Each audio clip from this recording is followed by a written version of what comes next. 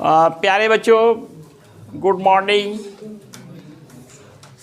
आज बहुत ही interesting topic है।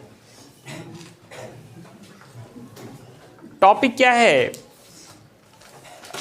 आप डेली लाइफ में देखते हैं, अपने हाथ को पानी में डालें, कपड़े को पानी में डालें तो वो भीग जाता है। क्यों भीगता है? सवाल ये है, यहाँ पे कौन सा फोर्स लग रहा है? इसी तरीके से, लेकिन आपने एक सवाल सुना होगा कि थर्मामीटर में Hg यूज़ करते हैं, पारा। क्यों करते हैं? उसके पीछे एक रीज़न बताया था, it doesn't stick with glass. तो रुको तो एक मिनट,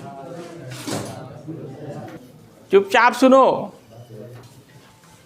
तो बड़ा मज़ेदार इंटरेस्टिंग क्वेश्चन होता है कि Hg जो है वो ग्लास से नहीं चिपकता है।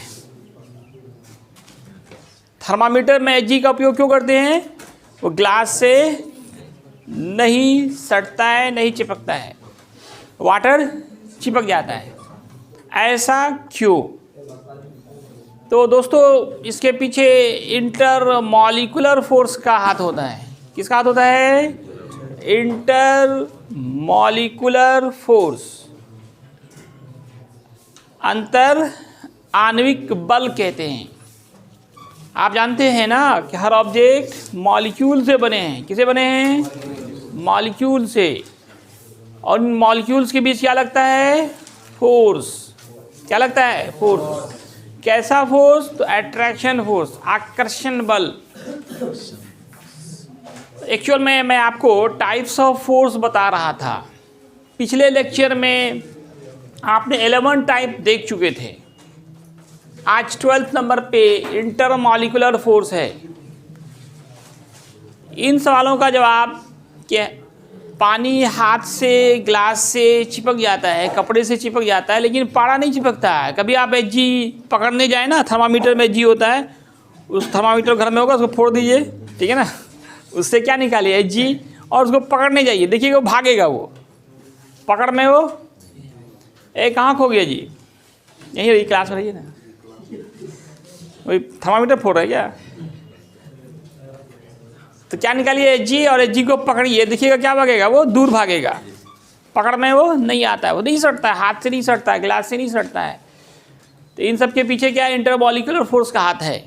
इंटरमॉलिक्यूलर फोर्स, अंतर आणविक बल। हर ऑब्जेक्ट मॉलिक्यूल से बना है, और मॉलिक्यूल्स के बीच क्या होता है? फोर्स ऑफ अट्रैक्शन, आकर्षण बल लगता है। That force is known as intermolecular force. Intermolecular force ये दो तरह के होते हैं, एक एडहेसिव फोर्स, दूसरा कोहेसिव फोर्स। एक एडहेसिव, असंजक बल कहते हैं। ये अलग अलग ऑब्जेक्ट के मॉलिक्यूल्स के बीच लगता है। जैसे देखिए, एक गिलास वाटर ले लिए हैं, और ग्लास है और वाटर है, दो सब्सटेंस है यहाँ पे, एक वाटर, दूसरा ग्लास। इस दोनों के मॉलिक्यूल्स के बीच एक अट्रैक्शन फोर्स होगा। That attraction force is known as adhesive force. अब फिर वाटर के ही एक मॉलिक्यूल्स दूसरे मॉलिक्यूल्स को अट्रैक्ट कर रहे होंगे, that is called cohesive force. गोंद के डब्बे पे देखिए एडहेसिव लिखा रहता है। क्या लिखा रहता है? एडहेसिव। क्यों? वो दो अलग अलग ऑब्जेक्ट को सटा देता है, चिपका देता है। डिफरेंट ऑब्जेक्ट मॉलिक्यूल्स के बीच वो फोर्स लगाता है, अट्रैक्शन फोर्स लगाता है, तब ना वो सट जाता है। इसलिए गोंद के डब्बे पे एडहेसिव लिखा रहता है ना। लोग बोलते हैं एडहेसिव दीजिए। क्या दीजिए? एडहेसिव दीजिए। क्या दीजिए? एडहेसिव ना। गोंद नहीं देखिए क्या बोलता है? एडहेसिव दीजिए। तो दोस्तों, दो तरह के इंटरमॉलिक्यूलर फोर्स हो गए, एक एडहेसिव, दूसरा cohesive. Adhesive force is force of attraction between two different object molecules. दो अलग अलग मॉलिक्यूल्स, दो अलग अलग सब्सटेंस के मॉलिक्यूल्स के बीच का अट्रैक्शन एडहेसिव कहलाएगा, और एक ही ऑब्जेक्ट के मॉलिक्यूल्स के बीच का अट्रैक्शन कोहेसिव कहलाएगा। अब वाटर ग्लास से क्यों चिपकता है? तो आप पता नहीं, एक ही ऑब्जेक्ट को दो आदमी खींचे तो किधर जाएगा? एक ही वस्तु है और दो आदमी चाह रहा है कि हम लें, किधर जाएगा? नहीं, जिधर फोर्स ज़्यादा लगेगा, एक बच्चा खींच रहा है, एक पहलवान खींच रहा है, बोले थे ना, किधर जाएगा वो? पहलवान की तरफ जाएगा। जिधर स्ट्रॉन्गर फोर्स लगेगा उधर ही जाएगा। तो जैसे देखिए यहाँ पे जो वाटर मॉलिक्यूल्स हैं उनको ग्लास मॉलिक्यूल्स अपनी तरफ खींच रहे हैं और वाटर मॉलिक्यूल्स अपने तरफ खींच रहा है। ये किधर जाएगा? जो फोर्स स्ट्रॉन्गर होगा, जो शक्तिशाली बल होगा। तो दोस्तों यहाँ पे एडहेसिव फोर्स स्ट्रॉन्गर होता है वाटर और ग्लास के कंडीशन, वाटर और फिंगर के कंडीशंस में। Adhesive force is greater than cohesive force. जब एडहेसिव स्ट्रॉन्गर हो जाए कोहेसिव से तो जाके सट जाएगा, चिपक जाएगा।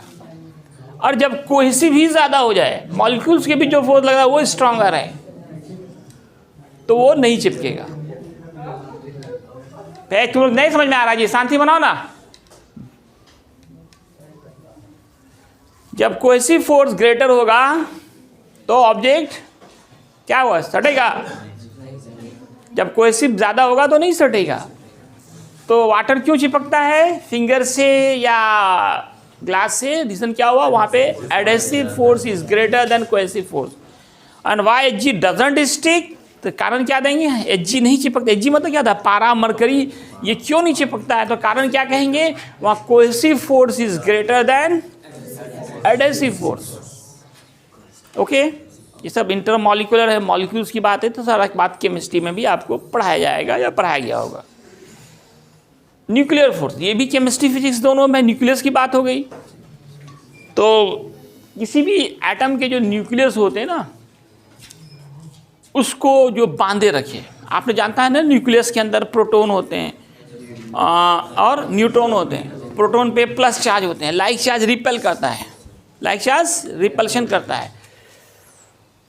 फिर भी न्यूक्लियस काफ़ी स्टेबल होते हैं, जल्दी नहीं टूटते हैं। न्यूक्लियस को तोड़ना आसान नहीं है। जबकि कौन सा फोर्स लग रहा है वहाँ पर? रिपल्सन फोर्स लग रहा है। इससे क्या पता चल रहा है कि उस रिपल्शन से भी कोई स्ट्रॉन्गर फोर्स है। That stronger force which bind nucleus. Bind मतलब बांधना, न्यूक्लियस को जो बांधे रखे, जो इलेक्ट्रोस्टैटिक फोर्स से भी स्ट्रॉन्गर फोर्स होता है। इसको कहता है इस यूनिवर्स का, इस ब्रह्मांड का सबसे शक्तिशाली बल कौन सा होता है? Nuclear force. नाभिकीय बल is strongest force of this universe which bind nucleus. Bind मतलब बांधना, जो न्यूक्लियस को बांधे रखता है, that is called nuclear force. Nuclear force is strongest force. 12th exam में ये क्वेश्चन हर साल पूछता है, बोर्ड एग्जाम में। क्या, कौन सा फोर्स स्ट्रॉन्गेस्ट फोर्स है? कौन सा फोर्स स्ट्रॉन्गेस्ट फोर्स है इसमें ना? कौन सा? Nuclear force. तो क्या 12th में जाएंगे तो न्यूक्लियर फिजिक्स का एक चैप्टर है वहाँ पे, न्यूक्लियर फिजिक्स। तो वहाँ विस्तृत रूप से इसके बारे में पढ़ाया जाएगा, ये क्यों प्रोड्यूस होता है। तो इसका अभी से सही से एक्सप्लेनेशन नहीं हुआ है, लेकिन एक तर्क दिया जाता है कि न्यूक्लियस के अंदर मेजोन होते हैं, पाई मेजोन। उसी पाई मेजोन का एक्सचेंज होता रहता है, अदला बदली, जिससे ये फोर्स डेवलप होता है, nuclear force. Next force restoring force. ये भी फिजिक्स के लिए काफ़ी इंपॉर्टेंट है, ये न्यूमेरिकल्स के लिए खास करके, और ये कई चैप्टर्स में आपको दिखाई देंगे, खास के 11th के लिए रीस्टोरिंग फोर्स। 12th में तो ये नहीं है, 11th में रीस्टोरिंग फोर्स आपको कई जगह पढ़ने हैं। आप लोगों ने कभी स्प्रिंग को दबाया? एक स्प्रिंग ले लें और उसको दबाइए, क्या होता है? स्प्रिंग छोटा होता है। तो बच्चों क्या देखेंगे कि जैसे ही आप स्प्रिंग को दबाना शुरू करेंगे, एक फोर्स अपोजिट डायरेक्शन में डेवलप हो जाता है। आप दबाना चाह रहे हैं, छोटा करना चाहते हैं, वो बड़ा होना चाह रहा है। किसके अंदर? स्प्रिंग के अंदर। एक रबड़ लीजिए, खींचिए, लंबा होगा ना। आप देखिए कि आप लंबा करना चाह रहे हैं, वो छोटा होना चाह रहा है। आपको अनुभव होगा जैसे इस पर आप फोर्स लगाएंगे। इन सब बॉडी का नाम इलास्टिक बॉडी होता है, इसलिए इलास्टिसिटी चैप्टर पढ़ेंगे तो वहाँ फिर इसके बारे में हम लोग स्टडी करेंगे। रीस्टोरिंग फोर्स एक ऐसा फोर्स जो प्रोड्यूस होता है। कब प्रोड्यूस होता है? जब हम फोर्स लगाते हैं in the opposite direction of applied force, जिसकी टेंडेंसी होती है to regain original shape and size. वो चाहता है कि हम फिर जितना शेप के हैं स्प्रिंग को दबा के छोड़ दीजिए, फिर उसी साइज का हो जाता है ना। क्यों हो जाता है? एक फोर्स वहाँ पे डेवलप होता है इन the opposite direction of the applied force.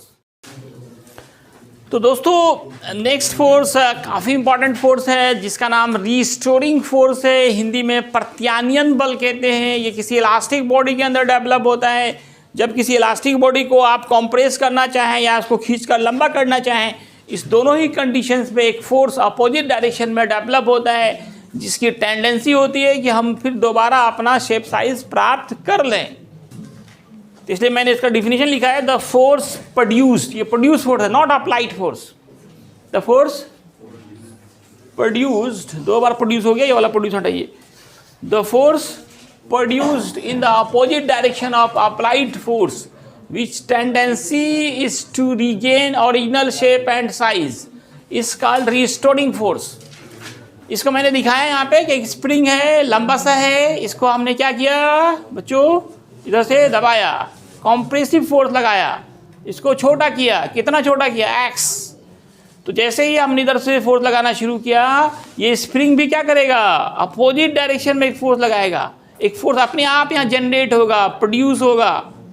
That force is known as restoring force. इस स्प्रिंग को जितना ज़्यादा आप दबाओगे, स्प्रिंग उतना ज़्यादा फोर्स लगाएगा।